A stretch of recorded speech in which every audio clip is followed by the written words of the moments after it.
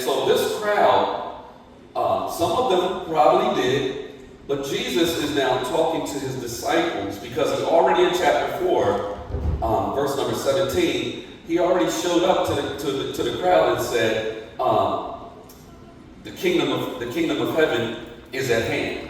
Like I'm here, the king is here. And then he started doing his ministry, performing miracles and stuff.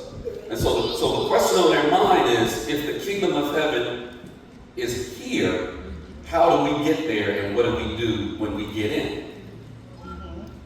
And so now he tells his disciples in verse number 20, remember we talked about this, he declared to them that unless your righteousness exceeds the righteousness of these scribes and Pharisees. Now you have to catch this. These were the religious elite. They were Mother Teresa on steroids. They knew the law, they knew the word.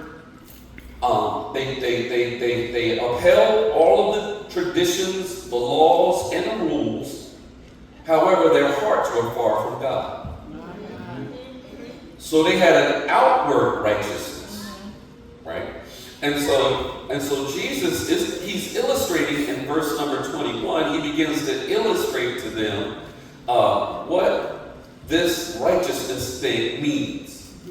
And so what Jesus actually says, the scribes and Pharisees, they had this external, if you want to call it righteousness, we're going to call it righteousness, but they had this external righteousness going on.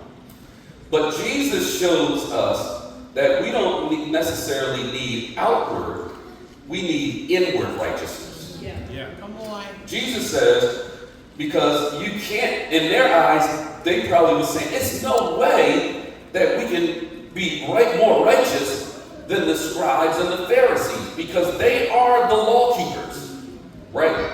And when these people walked around, they were highly respected, right? We kind of trash them now, but those people looked at them like, oh wow, they're the measuring stick of righteousness. And so what Jesus is trying to get the disciples and the crowd to understand that outward righteousness will not get you into heaven. Right. Is this thing working? We got it. No good that we can do could be good enough to gain access into the kingdom. So Jesus says, in order for you to exceed their righteousness, you need to have an inward righteousness that is required, and it sets the kingdom citizens apart. Yeah. So it's more than just saying you're a Christian. Now, this just dropped in my spirit while I was sitting there. Because guess who else was in the crowd? Judas. Yeah. Judas was one of the original 12 called disciples. Judas had also been doing miracles just like the other disciples and apostles. So what God just hit me is, it doesn't matter even if we have righteousness, but it also don't matter if we do good things for God. That's right.